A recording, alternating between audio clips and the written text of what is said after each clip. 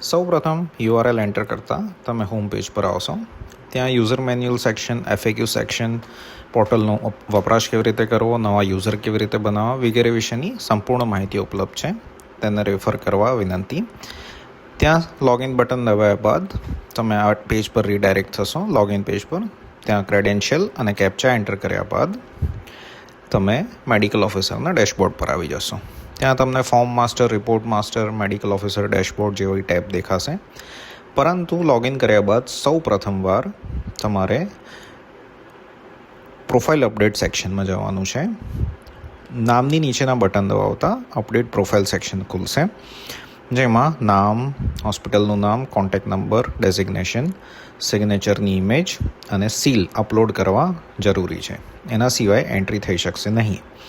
સીલની impression જે ફિયાલ અને vial પર લગાવતા હો એ જ પ્રમાણેની ઇમ્પ્રેશન આ સીલ પર ઇમેજમાં કેપ્ચર કરવી જરૂરી છે. અધરવાઇઝ સેમ્પલ રિટર્ન થઈ શકે છે. પ્રોફાઇલ સેવ કર્યા બાદ ફોર્મ માસ્ટરમાં જઈને એડ એક્યુઝ પર્સન ડિટેલમાં જવાનું રહેશે, જ્યાં તમે નવા એક્યુઝની એન્ટ્રી કરી શકશો. જૂના જેટલી પણ એન્ટ્રી કરેલી હશે એ પણ આમાં દેખાશે. Add new accused person detail પર ક્લિક કરવાથી એક ફોર્મ ઓપન થાય છે, જેમાં એક્યુઝનું ટાઇટલ, જેન્ડર, નામ, એક્યુઝ પર્સનનું એડ્રેસ શોર્ટમાં, કયા પોલીસ સ્ટેશનમાંથી એક્યુઝને લાવવામાં આવ્યા છે, કયા પોલીસ ઓફિસર એમને લઈને આવ્યા છે. જો PSI અને અબાવની રેન્ક હશે તો એમનો બકલ નંબર અવેલેબલ નહીં હોય. એ કિસ્સામાં તમારે નોટ એપ્લિકેબલ લખવાનું છે. બાકીના કિસ્સામાં બકલ નંબર એન્ટર કરવાનો છે. ક્યારે એમને લાવવામાં આવ્યા એ તારીખ અને સમય, અને ત્યારબાદ કયા સમયે એમનું બ્લડ કલેક્ટ કરવામાં આવ્યું છે એનો તારીખ અને સમય. સામાન્ય કિસ્સામાં બ્લડ કલેક્શનનો તારીખ અને સમય થોડાક મિનિટો આગળ હોય છે જ્યારે તેમને લાવવામાં આવ્યા હોય તેના કરતાં. ત્યારબાદ હોસ્પિટલની રિક્વાયરમેન્ટ પ્રમાણે જો સિરિયલ નંબર યુઝ થતો હોય તો સિરિયલ નંબર, અને MLC નંબર યુઝ થતો હોય તો MLC નંબર એન્ટર કરવાનો રહેશે. જો ક્રાઇમ રજિસ્ટ્રેશન નંબર પોલીસે એન્ટર કરાયો હોય તો ક્રાઇમ રજિસ્ટ્રેશન નંબર એન્ટર કરવો. અધરવાઇઝ તેમાં નોટ એપ્લિકેબલ કે નોટ અવેલેબલ લખી શકાશે.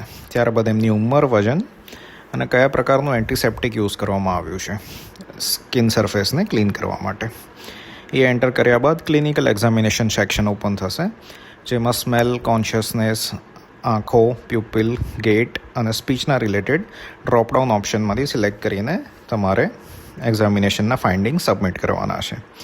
જો કોઈ એડિશનલ રિમાર્ક આપી હોય તો એ પણ લખી શકાશે. 2 માર્ક ઓફ આઈડેન્ટિફિકેશન એ કિસ્સામાં જરૂરી છે જ્યારે એક્યુઝ થંબ ઇમ્પ્રેશન કે સિગ્નેચર આપતા નથી. જો એ આપી રહ્યા હોય તો એ ટેબમાં નોટ એપ્લિકેબલ લખી શકાશે. ત્યારબાદ ડૉક્ટર એમનું ઓપિનિયન આપશે. Has consumed alcohol, was person under influence of it, અને એમની પોતે કેર કરી શકતા હતા કે નહીં. એમાં તમારું ઓપિનિયન યસ ઓર નો આપવાનું છે. એના પછી 3 સેક્શનમાં કન્સેન્ટ વાંચીને આપી શકાશે. ત્યારબાદ જ આ બધી જ મેન્ડેટરી ફિલ્ડ ભર્યા બાદ સેવ બટન દબાવવાનું રહેશે. સેવ બટન દબાવ્યા બાદ એક યુનિક એપ્લિકેશન નંબર જનરેટ થાય છે, જે જરૂર હોય તો નોંધી શકાય, અને એ તમારા એક્યુઝ પર્સન ડિટેલના ટેબમાં દેખાશે. અત્યારે જોઈ શકાશે એમ ફોર્મ A અને Bના બટન બ્લેક કલરમાં દેખાઈ રહ્યા છે. એ આઇકન જે છે એ બ્લેક કલરમાં દેખાય છે. અત્યારે એ ફોર્મ A અને B સંપૂર્ણપણે એડિટેબલ છે. એક્શનમાં જઈને એને એડિટ કરી શકાશે. જ્યારે તમે રેડી હો કે તમારા ફોર્મ A અને Bની ડિટેલ સંપૂર્ણપણે ઓકે છે અને તમારે ફોર્મને સાઇન કરવા છે, તો તમે ફોર્મ્સને સિલેક્ટ કરી અને સાઇન બટન પર ક્લિક કરી શકો. એક ફોર્મ કરવું હોય તો એક કરતાં વધુ કરવા હોય તો તે પણ સાઇન થઈ શકશે. સાઇન બટન દબાવવાથી એક OTP શૂટ થશે તમારા રજિસ્ટર્ડ મોબાઈલ નંબર પર. એ OTP એન્ટર કરીને સેવ બટન દબાવવાથી તમામ ફોર્મ એકસાથે સાઇન થઈને જનરેટ થઈ શકે. એકસાથે મલ્ટિપલ સાઇનિંગના કિસ્સામાં કદાચ થોડાક સેકન્ડ્સ વેઇટ કરવી પડે, જે કિસ્સામાં બેકગ્રાઉન્ડમાં PDF ફાઇલ્સ જનરેટ થઈ રહી હોય છે. આ PDF ફાઇલ જનરેટ થયા બાદ ફોર્મ A સેક્શનમાંથી ફોર્મ A પ્રિન્ટ લેવાનું રહેશે, જેમાં થંબ ઇમ્પ્રેશન કે સિગ્નેચર કરાવીને એક્યુઝની પોલીસને હેન્ડઓવર કરવાનું રહેશે.